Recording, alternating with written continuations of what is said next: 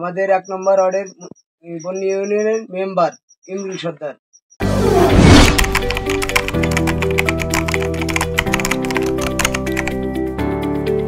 আমার ঘর নাই, ঘর দেবার কথা বলে আমার কাছে 20,000 টাকা নেছে এবং তার সাথে আমি কইছি যে আমার টাকা কটা দাও, আমি আমার ঘরের দরকার নাই, আমি গরিব মানুষ, আমি নাগা আনিয়ে টাকা দিছি তারে।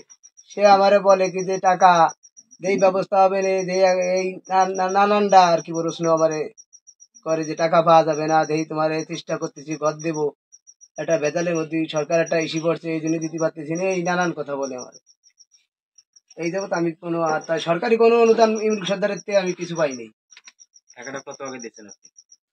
টাকাটা দিছে উনি মেম্বার হওয়ার 2 মাস পরেই আমার কাছে আইছিল। আমার টেন্টে ইমরুল মেম্বার, আমার পুত্রের গর্ভের সন্তান কলকে যে মাতৃভাতা দেওয়া যায়, তাই টাকা দিতে আমি 5,000 টাকা দিচ্ছি কিছু দিনে। আজ পর্যন্ত খবর নিল না, দুধে বাচ্চার জন্য। কত মাস আগে টাকা দিয়েছেন? ওরা গর্ভে থাকতে ওই বয়স হয়েছে 1 বছর। এখন সে কি বলে আপনাদের গেলে? এখন কয়েকদিন ওরা তাই দিয়েছিলাম আমি জমা হয়নি, না হলে কি টাকা ফেরত চান নেই? টাকা ফেরত চাইছি, তা কয়েকদিন সেটাকে আমি খাইছি, সেটা অফিসের টাকা খাওয়াইছি, অফিসের টাকা দেবো। গ্রাম গুমাডাঙ্গা মুন্সিপাল থানা টুঙ্গিপাড়া। মোহাম্মদ মারুফ শেখ, বাড়ি ইমানাকে দক্ষিণ পাড়া, থানা টুঙ্গিপাড়া, জেলা গোপালগঞ্জ।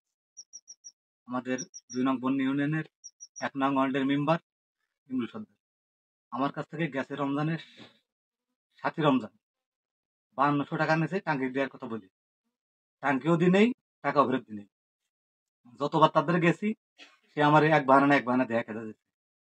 লাস্ট এই যে মনে হয় 6 মাস হয়ে যাচ্ছে, তার সাথে আমার সাথে দেখাই দেয় না, তার সাথে আমার কোনো সাক্ষাৎ নেই। মেম্বারের কি বিচার চান না টাকা ফেরত চান? টাকা বিচার দুইটাই হবে তার, কারণ সে ধরাও দেয় না, সে আমার টাকাও দেয় না।